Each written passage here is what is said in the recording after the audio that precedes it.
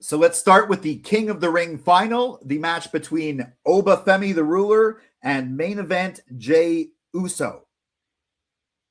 You know, I really love it when what's supposed to happen happens without the feared shenanigans. It happened in the Dominic Mysterio Oba Femi match. Everybody thought that Brock was going to screw him over, or Judgment Day was going to screw Oba over, that is. But no, Oba won very quickly. It wasn't exactly a squad.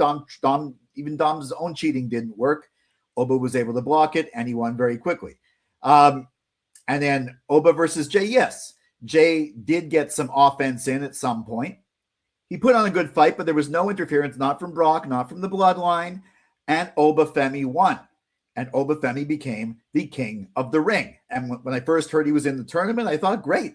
He's going to win the King of the Ring tournament, and he's going to fight Roman at SummerSlam. And yes, maybe if Brock somehow came into the picture, he wouldn't screw him over in the tournament. I was hoping he would just end up fighting Oba, maybe having the rubber match at Saturday night's main event in Madison Square Garden in July. Perfectly good venue for that.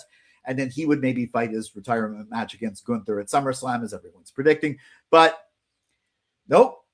And the stage was perfectly set for that. I was very happy as far as the match itself. It was what it should be. So, I mean, it wasn't the greatest match ever, but it wasn't a total squash. But it made perfect sense watching what I watched, and it made perfect sense for Oba to be the King of the Ring. And when he came out on Raw in Atlantic City, I was like, great, okay. I was sure he was going to pick Roman. He didn't announce it right away because I think he was going to wait to see who was going to win the main event. And I'm pretty sure he was going to pick Roman, but Brock Lesnar and Paul Heyman came down. Brock Lesnar gave him the low blow, an F5, even tried to cut a promo. It's true, Brock Lesnar is not the world's greatest promo. As looking at him wrestle, he looks like the beast. But when he talks in promos, he just sounds like a regular guy. But then though, Oba challenged him. And even though Oba's the King of the Ring and is entitled to face for a championship at SummerSlam, I was thinking Roman's championship. Instead, he's going to fight Brock Lesnar in a Hell in a Cell. Now, I honestly think a Brock Lesnar Oba Femi Hell in a Cell match is an incredible match. I definitely wanted to watch it, but I wanted Oba to have the Brock Lesnar trajectory. Lesnar, if you don't know, showed up the first Raw after WrestleMania, and by SummerSlam, he won the King of the Ring, and then by SummerSlam, he actually beat The Rock for the WWE Championship. So I thought it was going to be similar with Oba. He dealt with Brock, maybe everything wins the King of the Ring and beats Roman for the World Heavyweight Championship, but that's not going to happen. Also, it almost seems like King of the Ring was pointless. I mean, does Oba now have a championship match that he can claim at any time? Is it going to work like Money in the Bank as long as he declares it? Hopefully it's something like that, because otherwise the King of the Ring was meaningless. Otherwise, why didn't they just screw him over in King of the Ring? But no, I guess it makes sense. He won the King of the Ring. The rocket ship is on his back. Maybe they're waiting for WrestleMania for him to actually win the championship.